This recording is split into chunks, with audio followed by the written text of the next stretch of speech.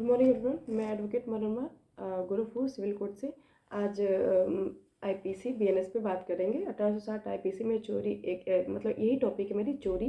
तो चोरी आईपीसी में 1860 में 378 में बताया हुआ था, लेकिन यहाँ पे जो है बीएनएस में चैप्टर 17 में of offence against the property, यानी प्रॉपर्टी के विरोध में जितने भी ऑफेंस होंगे वो चैप्टर 17 बताया गया है। तो चैप्टर 17 में सबसे पहले 304 में चोरी बता दिया गया है, 303 में चोरी बताया है। ठीक है, 303 में चोरी था। तो चोरी क्या है? चोरी देखिए, आप चोरी यही है जब कोई व्यक्ति किसी व्यक्ति की सम्मति के बिना, ठीक है, उसके पोजेशन से कोई संपत्ति बेईमानी से हटाता है तो वह चोरी करता है। ठीक है, तो इसमें 4 तत्व है: पोजेशन, कंसेंट, ठीक है, डिसऑनेस्टली और मूव कर देना। ठीक है, उसके पोजेशन से हटाइए, उसकी कंसेंट बिल्कुल नहीं होनी चाहिए।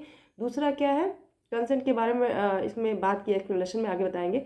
तीसरा है कि डिसऑनेस्टली है, और चौथा क्या? मूव कर दीजिए, तो आपने चोरी कर लिया है। ठीक है, इसमें जो इसको जो है क्या एक्सप्लेनेशन करके 5 एक्सप्लेनेशन दिए हैं। पहला एक्सप्लेनेशन कहता है कि जब कोई वस्तु भूबद्ध रहती है और जैसे ही वो भूबद्ध हटाई जाती है, अलग की जाती है भू से या किसी कनेक्टिविटी से वो अलग की जाती है, तो वैसे ही वो क्या होती है? मूवेबल प्रॉपर्टी होती है, वो चोरी के विषय बन जाती है। दूसरा ये कहता है कि हटाना किसे कहते हैं? तो हटाना कैसे कहते हैं? जैसे ही आप किसी संपत्ति को अलग कर रहे हैं, पृथक कर रहे हैं, उसी दौरान आपने उसको हटाया तो आपने चोरी किया। तीसरा पॉइंट कहता है बाधा। अगर कोई वस्तु जिसे आप चुराने जा रहे हैं और कोई बाधा है तो पहले आप उसे बाधा को हटा के हटा रहे हैं तो भी आपने चोरी किया।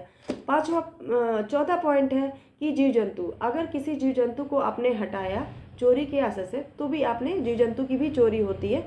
ठीक है, तो जीव जंतु को हटाना कहते भी जीव जंतु हटाता था, चीज़ को हटाता है। ठीक है, जीव जंतु को हटाता है और इस दौरान उस प्रत्येक चीज़ को हटाता है रास्ते से जिसके लिए जीव जंतु को हटाना होता है। ठीक है, तो भी चोरी हुआ। जैसे मान लीजिए कि एक कुत्ता है, कुत्ते को मैंने, आपके कुत्ता है और उस कुत्ते को मैं अपनी तरफ लाने के लिए क्या करती हूँ? कुछ खाना डालती हूँ, कुत्ता उसके पीछे आते आते आते आते मेरी डायरेक्शन में आता है। जैसे वो मेरे डायरेक्शन में आया, मैंने उस कुत्ते की चोरी कर ली। ठीक है, तीसरा पॉइंट क्या है कि अगर कोई, पहले क्या होता है संपत्ति, अभी तो संहिता में पहले की चीज़ों को एक्सप्लेन कर दिया, कुछ नया चीज़ नहीं डाला है, तो इसके अकॉर्डिंग मैं इसके फॉलोअप को करके बता रही हूँ कि जो इसका जो एक्सप्लेनेशन है 16 एक्सप्लेनेशन दी है, जिसमें मैं एग्जांपल थोड़ा थोड़ा दे रही हूँ। कि जैसे कि कोई बैल है और कोई अपने ऊपर कोई बक्सा रखा हुआ, बैल के ऊपर कोई चीज़ रखा हुआ, पहले ऐसे ही ना जाते थे लोग, लेके जाते थे, तो उसको आपने अपनी तरफ हाँक लिया। जैसे ही आपने उसको अपनी तरफ हाँका, आपने चोरी कर ली। ठीक है, उस संपत्ति का भी, उस जीव जंतु का भी। ठीक है, अब इसमें ये कहता है कि आप अगर राजमार्ग पे चल रहे हैं तो आपने किसी की अंगूठी पा गई, तो राजमार्ग पे चलते हुए आपने अंगूठी पाई तो वो चोरी नहीं है। ठीक है, लेकिन आप किसी के पोजीशन से आप सामान को उठा लेते हैं तो वो चोरी है। ठीक है, वो चोरी है, लेकिन राजमार्ग पे का संपत्ति वो चोरी नहीं है, लेकिन वो क्या है? वो क्या है? वो आपराधिक दुर्विनियोग है। ठीक है, तो अब इसके बाद से कि एक चीज़ और है कि अगर आप ही के घर में आके मैंने ये अंगूठी, मान लीजिए अंगूठी रखी हुई है, माला, कुछ भी रखा हुआ है जो प्रॉपर्टी है, ठीक है, जिसकी कुछ वैल्यू है, तो उस प्रॉपर्टी को मैंने क्या किया कि छिपा दिया, इस डर से कि आप मुझे चेक करेंगे, छिपा दिया। तो क्या ये चोरी है? और मैं चली गई, तो क्या ये चोरी है? हाँ, ये चोरी है, क्योंकि जैसे ही उसने छुपाया वैसे ही वो क्या हुआ? वो चोरी हो गया। ठीक है, और भी इसमें बहुत सारे एग्जाम्पल हैं, लेकिन उसमें पोजीशन, आप इस चीज़ जो 4 मैंने फैक्ट बताया, अगर इसको फॉलो करते हैं तो वो चोरी हो गए। ठीक है, 16 एक्सप्लेनेशन देना, बताना बहुत ही आगे का, 16 एक्सप्लेनेशन को क्लियर करना थोड़ा वो है, बट इतना ही काफ़ी है अगर आप लिख देते हैं तो। फिर उसके बाद से 304, इसका जो पनिशमेंट है वो 304 में बता दिया है। 303 का पनिशमेंट यही है कि 3 वर्ष तक अगर आप ऐसा करते हैं तो 3 वर्ष की सज़ा होगी या जुर्माना हो गया, तीनों से दंडित किया जाएगा।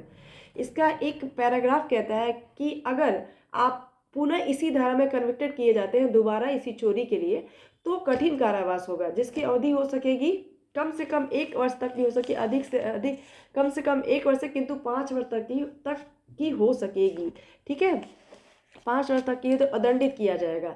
लेकिन अगर चोरी का जो वैल्यू है 5,000 का है, ठीक है, तो ऐसे कंडीशन में वो व्यक्ति वापस भी कर देता है, प्रत्यावर्तित भी कर देता है, तो ऐसे कंडीशन में उसको जो दंड है वो सामुदायिक सेवा का उसको दंड दिया जाएगा, और मतलब सामुदायिक सेवा का दंड दिया जाएगा। अब उसके बारे में ये नहीं बताया कि कितना दिया, धारा में, संहिता में नहीं बताया गया, वो विवेक पे होगा, न्यायालय कोर्ट के जो ट्रायल कोर्ट होगी उसके जुडिक्शन पे होगा। ठीक है, उसके विवेक पे होगा। उसके बाद से झपट मारी यानी स्नैचिंग।